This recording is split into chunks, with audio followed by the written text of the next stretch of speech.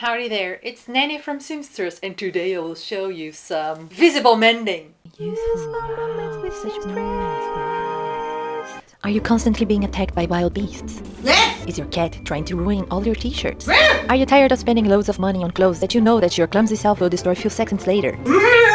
Is your favorite sweater begging for mercy? Yes! Do not panic! I got you.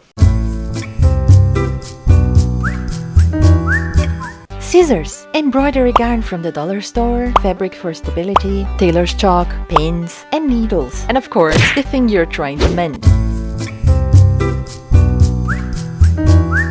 You have to do a running stitch in rows. Make sure you don't make all the stitches too far apart from each other, otherwise you're gonna have no stability whatsoever. The reason that it tore the first time is because it's already frail from all the washing and sitting and standing and walking. Do not pull the thread. You have to make it flat. The important thing is that you use a second fabric in order to stabilize yours. You can freehand the stitches, but if you are a control freak, you can also mark them down with a tailor's chalk. Finish it with a single knot and voila!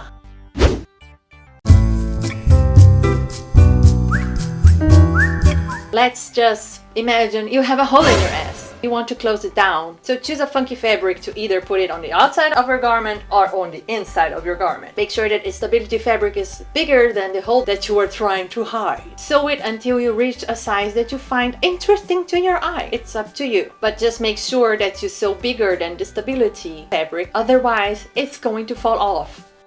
In case you have a hole but no fabric, no worries, you can do a simple buttonhole stitch. First, do a running stitch to stabilize it all around. Poke the fabric with the needle, pull a little bit and go through the loop that you just formed and pull it. And then repeat until you're done or until your thread tangles. And then you pull it and you rip it and it sends you through a fit rage that will last for hours. Starting again. Running stitch all around, buttonhole stitch until you're finished, and there you have it. Your hole is now stable. As a bonus, you learn how to sew a buttonhole.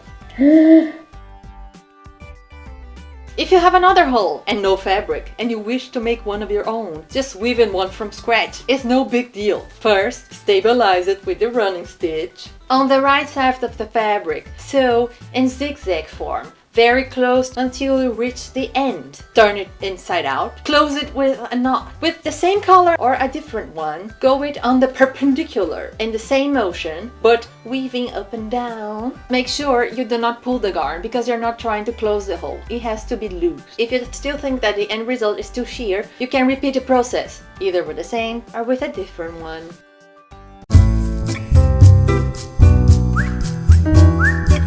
Remember when your mom told you to fold up those long jeans so that you don't step on them, and you never did? Well, now you can convince her that it was a stylistic choice all along. Just sew that disgusting eaten hem with a few loops very close to each other in different colors and different sizes. Just make sure you don't leave a gap. With visible mending, you can do whatever the hell you want to do. You can even leave a bigger gap between stitches. You told me not to do that. Pay attention, please. Leave a bigger gap between the rows, and now you can come perpendicularly and do a cross stitch. Work it from the outside, otherwise you're going to have a little weird, funky result.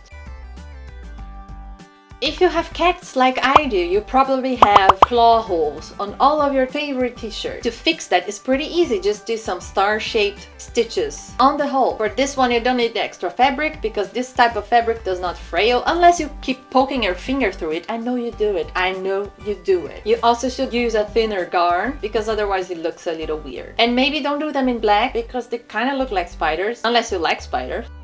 You can mix and match stitches to make things more interesting to you. Visible mending is supposed to be seen, so quirky little things are just an extra detail.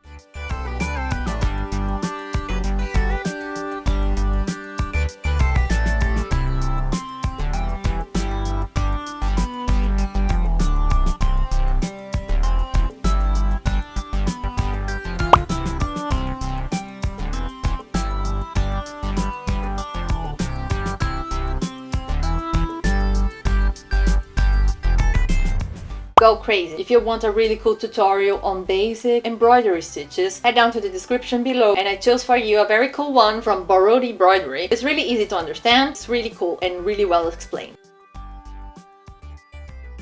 You don't only need to make straight lines either. Try the spirally thing or some weird geometric shapes. Here I used the chalk to mark it down because I am incompetent when it comes to circles. Make sure when you sew in circles that your stability fabric is sewn to the end as well.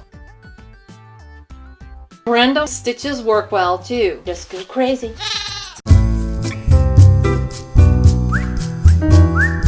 If you have an ugly stain on your jeans, just chop it off and make something cool instead. For this one I wanted a star with a panda inside, so I just cut it off, pinned the panda down where it was supposed to be. And then with the running stitch, I just went all around the star a few times until all my stability fabric was sewn and I had this beautiful starry hole with a panda inside. I also cut off a little bit of the panda fabric off because I knew it was stable enough. You can do that as well. Mix and match to create some crazy patterns and send me a picture of your mendings on Instagram and I will be sure to evaluate them for you. I hope you had fun with this video. Subscribe and I'll see you next week. Bye!